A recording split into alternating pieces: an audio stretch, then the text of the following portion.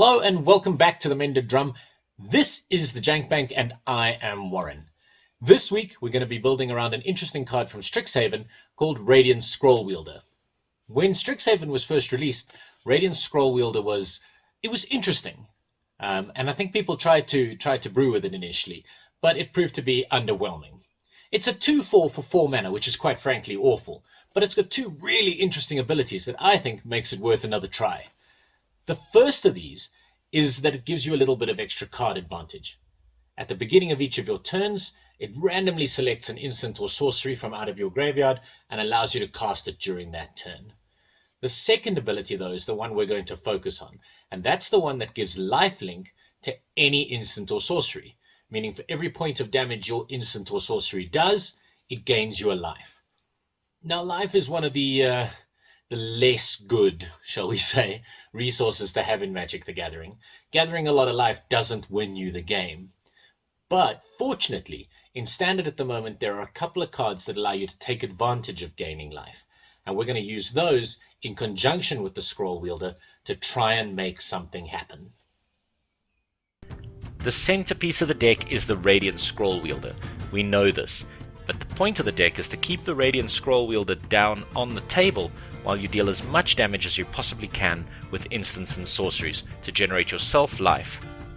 You need to be generating at least 3 life during each of your turns to trigger the Book of Exalted Deeds and the Griffin Airy, both of which will bring out tokens that you can use to attack your opponent. Early on though, the deck is slow, so use Revitalize to trigger those things to try and generate some blocking creatures, or use Cinderclasm, Shock, and Frostbite to try and control the smaller things right at the beginning. They're obviously also very useful later on to finish things off. Volcanic Geyser, Shatter Skull Smashing, and Meteor Swarm are all great for dealing massive amounts of damage late on and for gaining you a huge amount of life. Storm's Wrath is a wonderful piece of trickery because it deals damage to each creature that's in play. 5 creatures means you gain 20 life. The Terror of the Peaks will also generate additional damage whenever a token comes into play. Use it to shoot down your opponent's creatures.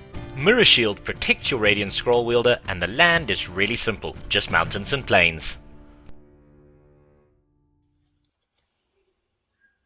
So, as you can see, the name of the game is going to be protecting that Radiant Scrollwielder, because without the Radiant Scrollwielder, quite honestly, the deck falls apart.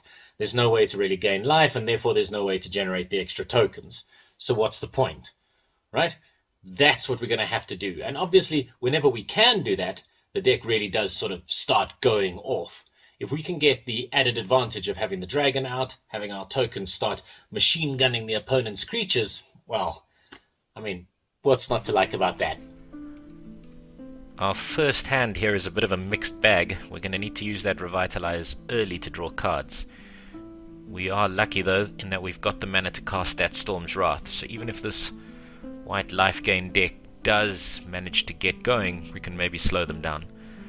White lifegain is very, very quick, and the thing you want to do is you want to stop them from reaching 27 life, because it's at 27 life that things kick off. Righteous Valkyrie gets +2/+2 for all creatures, and Speaker of the Heavens can make angels, so rather let's not let them get there.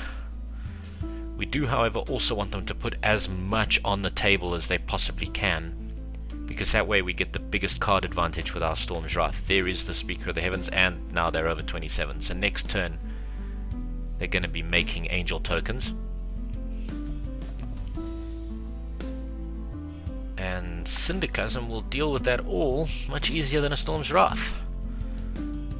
That was a timely draw. Indulging Patrician can cause problems, but fortunately we've got a nice big blocker in Terror of the Peaks. They're going to put Faith's Fetters on it, which stops us from blocking or attacking, but doesn't stop it from actually pinging people when things come into play. So already the Terror of the Peaks is doing us a favor, because it dealt damage with the Radiant Scrollwielder and the token. They've only got 2 cards, 1 card left in hand.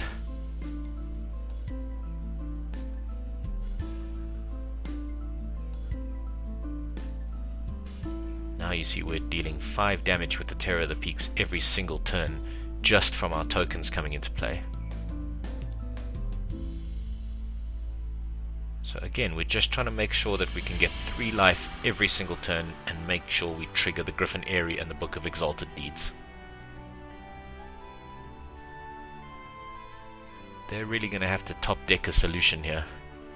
They do deal with the Terror of the Peaks at long last and create themselves some tokens. Now the nice thing about that Cinderclasm is that it dealt 2 damage to each creature, gaining us a lot of life. And that's the game. Right, our second hand is, well, it's a slow start, but we will be able to generate some Griffin Eyrie tokens with the Revitalizers. So that should slow things down, as will that shock. The opponent is black-green, which means there's probably quite a lot of creature destruction in there. So we're going to have to be very careful with our Radiant Scrollwielder. Or at least a little bit circumspect.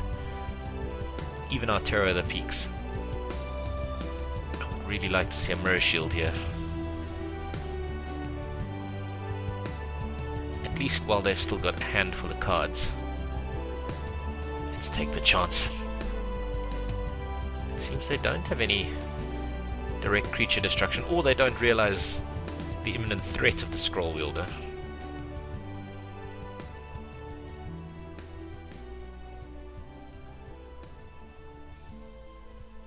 So that Arasta is going to generate a lot of reaching spider tokens, which isn't very common, so our flying tokens aren't as potent as they normally would be. We're going to need to deal with that Scoot Swarm as quickly as we can before it's allowed to generate too many tokens.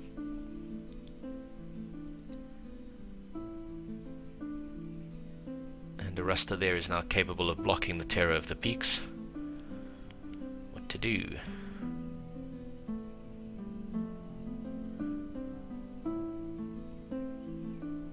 Yeah, good, that worked. So let's put the Mirror Shield on the Radiant Scrollwielder. And ping the Scoot. This is going to come down to who can generate the most tokens the quickest. Because as long as we're creating tokens, we can shoot down spiders. We do need to deal with the Arasta. I feel like dealing with that Arasta would close this game out.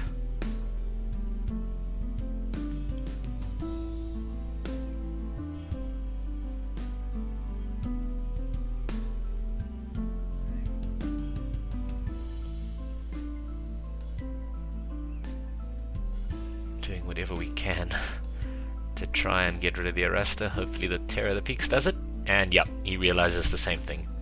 Game over. Good. New hand. Oh, there's absolutely none of our deck pieces in this hand. No Radiant Scrollwielder, no Griffin Eyrie, no Book of Exalted Deeds, no Terror of the Peaks. There's quite a lot of small creature destruction though, so hopefully we can keep that under control.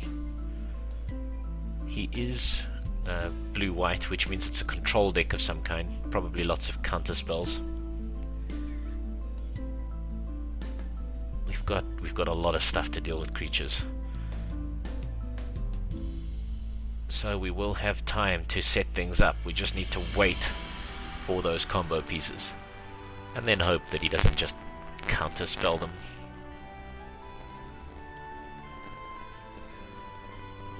He wants to be casting a lot of spells in our turn, which hits at flash and counter.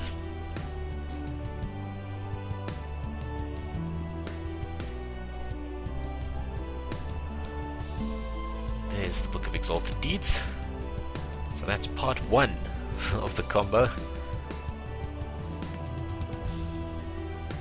We just need the other pieces now. And yet more mass creature destruction. Vanishing Light is going to take care of the one piece of the combo that we've got. More creature destruction.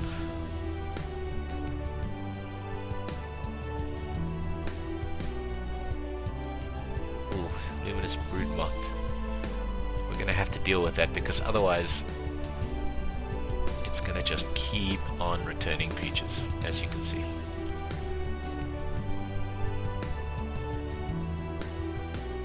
And the Archon of the Sun's Grace seals their fate, because why not Storm's Wrath now? Here's our Radiant Scrollwielder. They've only got 2 cards in hand, so yep, none of them can deal with it. No target for the Frostbite, except maybe the Scrollwielder itself. We can target the Scrollwielder because it does still gain us life. It's not ideal, obviously, but at least it's something.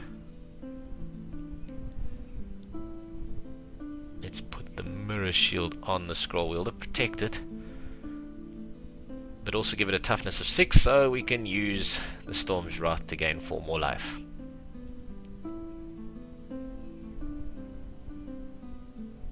And once again, we're targeting our own Scrollwielder. It's a bit of a waste. Ooh, Kiora bests the Sea God. That is one powerful spell.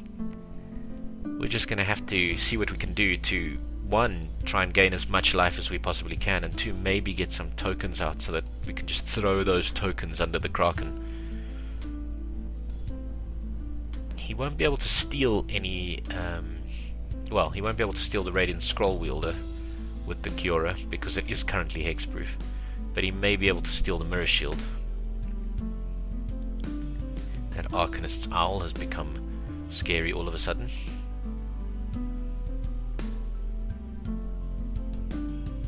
Let's see if we can deal with these things. We do have the Shock waiting there, but we've also got a Cinderclasm. Apart from anything else, that has just gained us fistfuls of life.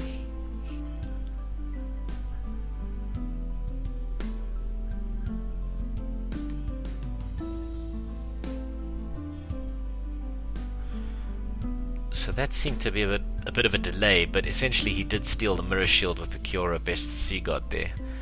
Some sort of server problem. Right, just purely to gain life. Purely to stay in this for as long as we possibly can.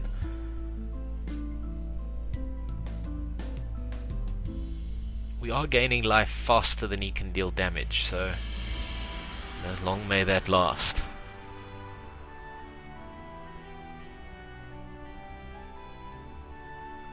Because as well as gaining the life, we are also chipping him down slowly, slowly, slowly. There's a Griffin Airy. Let's cast the Cinderclasm so we can get those 2 new tokens out. It's down to 10. 2 new tokens, which we can throw under the Kraken whenever we need to.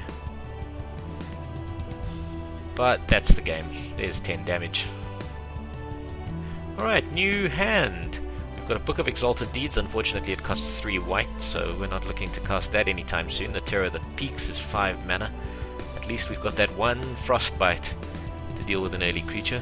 We do have a Radiant Scrollwielder, which maybe we can cast if we can avoid a counter, because he does seem to be green and blue.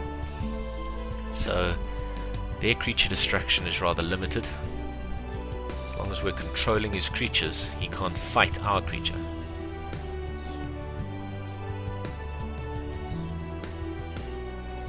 Gained a lot of life there. And we dealt with those creatures. Wandring's Cultivator will go and fetch another land, and you've got to wonder why he's ramping. I would guess there's probably some rather large serpents in our future, because it doesn't look like there's a Genesis Ultimatum or any of the other ultimatums awaiting us, because it does appear to just be 2 mana,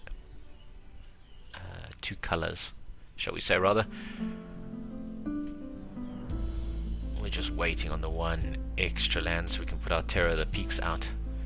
We're going to have to deal with that Trumpeting now, because otherwise it's going to create huge problems for us. It'll generate a lot of creatures.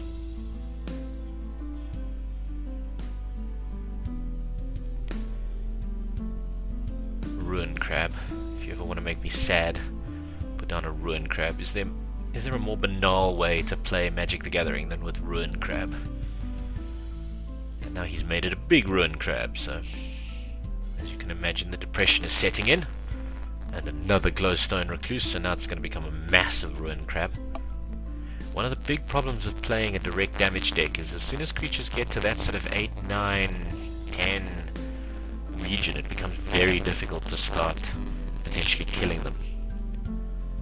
Which means we're going to have to either generate a lot of tokens just to sort of throw in the way while we chip away, just like we did in the last game. Or there is a second trick to this deck, but it will require the third planes.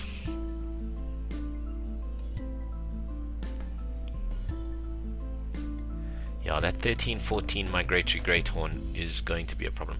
I don't think we can reliably gain 20 life every single turn. But at least the Mirror Shield on the Radiant Scrollwielder will make sure that we aren't going to lose him anytime soon. 17-18. Our deck's slowly getting milled away as well. There is the third plane. Gained ourselves 8 life with that Cinderclasm. It was for nothing more than that.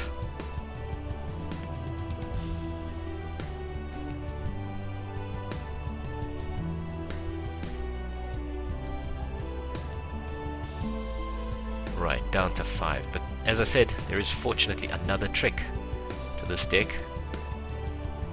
A mirror shielded angel with the Book of Exalted Deeds trigger on it means we cannot lose the game unless they destroy that angel. And the mirror shield is going to make that very difficult for them.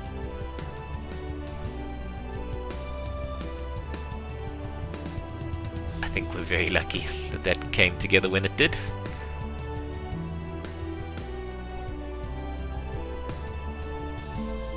One more turn and we would have been in real trouble. Now we're on -17 and we're cruising. Here comes our Terror of the Peaks.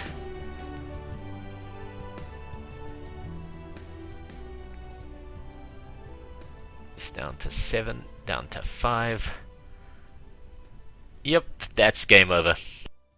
That is the deck, and I can tell you it's a lot of fun to play with. The Radiant Scrollwielder has so much potential for deck creation if you are a jank builder, and I would advise that if you don't have a deck list yet, go and make one. Maybe share your deck list in the comment section so that we can have a look. Otherwise, please like, share, and subscribe to the channel because every single click really does help. Thank you very much, and we'll see you next week.